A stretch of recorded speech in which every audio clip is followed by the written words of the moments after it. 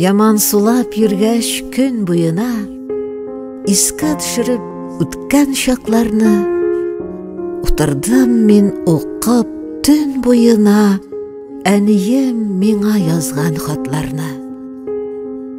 Балам дип башлана да хатын, ике күзем тула яшемә.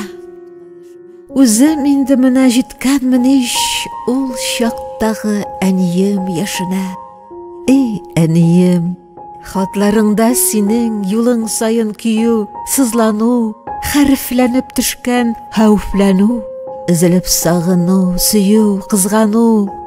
Уйлап йөрдем бүген иртәдән үк, күргән идем кичә төшемдә. Ярый кызым, сау, сәламәт яшә, уңыш теләп калам эшеңдә. Эй, ул чаклар, эй, ул татлы хатлар, күрешкәнче тиздән диюләр. Әти, әни җылысы сеңгән хатны алып куанудан биюләр. Хәбәр хатта, җавап хатта алар.